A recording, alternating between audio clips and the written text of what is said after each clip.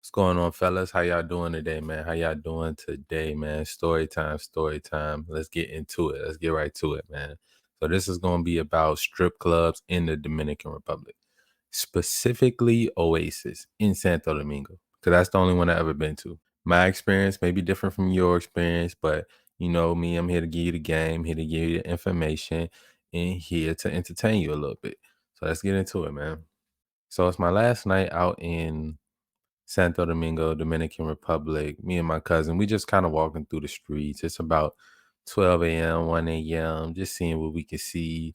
We just got back to Zona Colonial, and it's a Monday or Tuesday night, so not too much going on. Not too much going on. I run into this guy. His name's Oscar. So Oscar, I actually met him my first day out there, and we were supposed to link and connect, but I got his WhatsApp. I messaged him. He never hit me back. And my last night out there, me and my cousin, we just seen him. He was drunk. He was talking to another guy, probably about to do the same thing to the other guy that he did to us, to be honest. But when he saw me, he got excited. I introduced him to my cousin. He was very, very drunk at the time and still drinking, had a cup in his hand. Tried to offer us his cup, but we wasn't going for that. So boom, Oscar insists that we follow him. He said, "Yo, it's this strip club, Dominican strip club, all types of well, actually no, Dominican woman." He said it was another strip club that was a Colombian one, but it was a little bit more expensive. He said at the Dominican one, we can touch anything we want to touch and we don't have to pay and all this amazing things, which I knew it was cap. I knew it was cap. I knew he was lying. I knew it was going to be getting charged somehow. And I knew he was going to be getting some money out of bringing us there.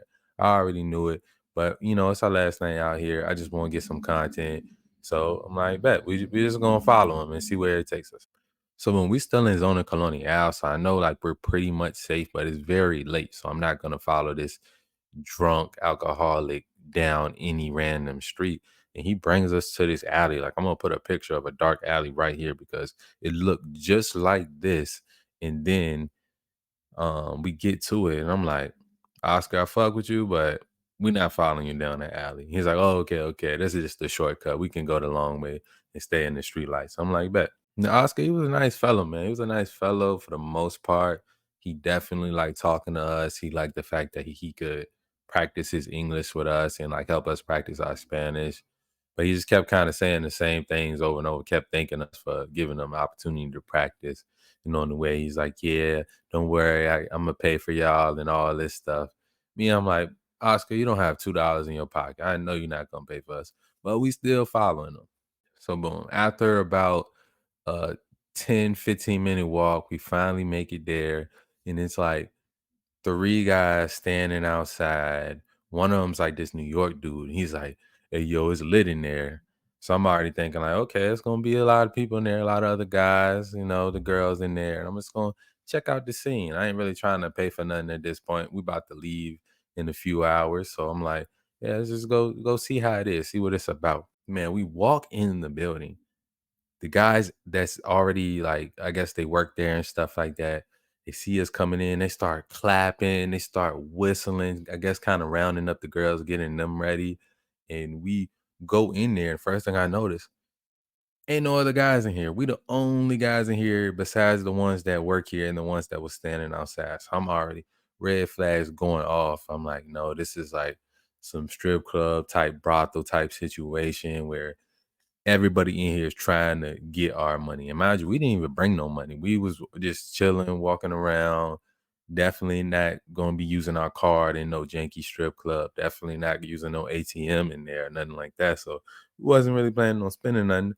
Oscar said we could go here for free, so we trying to see what it was. As soon as we get in there, the guy directs us to go upstairs.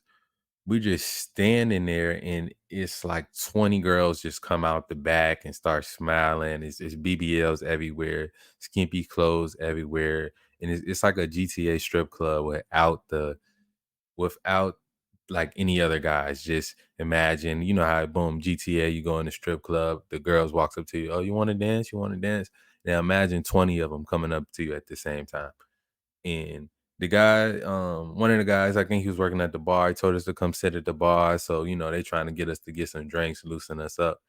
And while we're sitting at the bar, literally Me, my cousin right beside me, and around us is all the girls, and they're just gyrating hips and BBLs bouncing all around us. Right? It's going crazy in there. Like, if you like strip clubs, you can definitely have a good time in a place like this. Just watch your wallet, watch where you put your stuff, and don't be too late.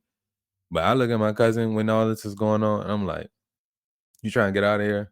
And he nodded his head, "Yeah." And we just got up and left. Everybody was kind of wondering what happened, like where we was going and stuff like that.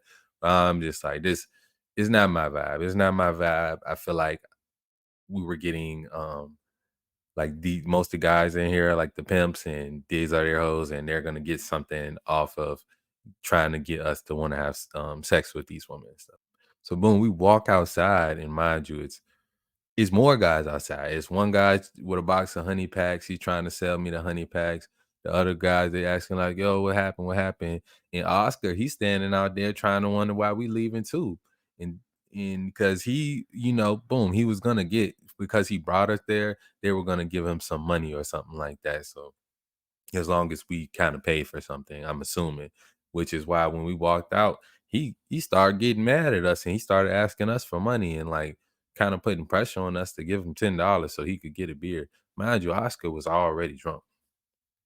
So boom, for the walk and for the, I guess, a little bit of entertainment we got, we gave Oscar the $10 and sent him on his way. My cousin really didn't want to give him anything, but I'm just like, yo, it's best to just let him, know what I'm saying? He's probably gonna get alcohol poisoning tonight. We ain't even gotta worry about Oscar no more for forever. So it doesn't even matter. We're gonna give him this $10 and we're gonna get out of here.